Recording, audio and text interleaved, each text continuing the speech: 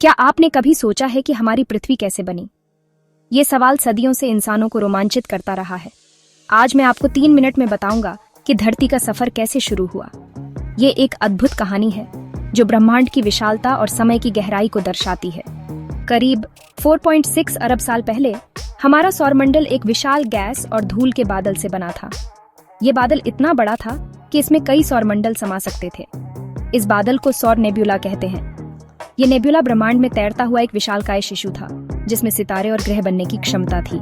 अचानक शायद किसी सुपरनोवा धमाके की वजह से ये नेब्यूला सिकुड़ने लगी और फिर शुरू हुआ जादू। ये एक ब्रह्मांडीय घटना थी जिसने हमारे सौरमंडल के निर्माण की नींव रखी। जैसे जैसे ये बादल सिकुड़ा, उसका ज्यादातर हिस्सा सूरज बनने में चला गया। सूरज हमारे सौरमंडल का केंद्र है जिसके चारों ओर ग्रह घूमते हैं, लेकिन जो बची हुई गैस और धूल थी वो छोटे छोटे टुकड़ों में इकट्ठी होने लगी। ये टुकड़े गुरुत्वाकर्षण के कारण एक दूसरे की ओर आकर्षित हुए। इन टुकड़ों को हम प्लैनेटेसिमल्स कहते हैं। ये छोटे छोटे ग्रह थे जो हमारे सौरमंडल के शुरुआती दौर में मौजूद थे। धीरे धीरे ये टुकड़े आपस में टकराते गए, जुड़ते गए और एक बड़ी गेंद की तरह बन गए। यही थी हमारी पृथ्वी का शुरुआती रूप। ये एक आग का गोला थी जो धीरे धीरे ठंडी हो रही थी।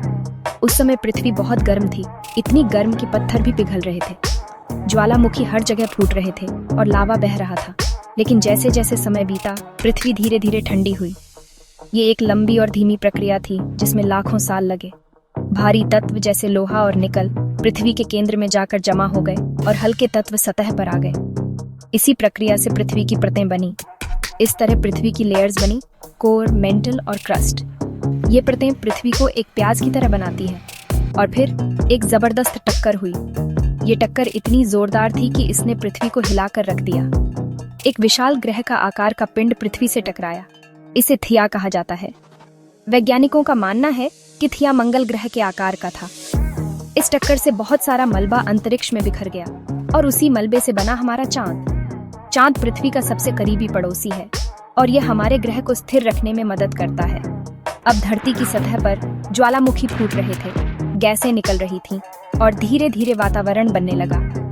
इस वातावरण में ऑक्सीजन नहीं थी, लेकिन इसमें कार्बन डाइऑक्साइड और अन्य गैसें थीं। कुछ करोड़ सालों बाद धरती इतनी ठंडी हो गई कि पानी की बूंदें बन सकें और शुरू हुई बारिश। ये बारिश कभी नहीं रुकी। लाखों साल तक लगातार बारिश होती रही जिससे महासागर बने। ये महासागर जीवन के लिए एक पालना थे। फिर कुछ खास केमिकल रिएक्शंस की वजह से जीवन की शुरुआत हुई।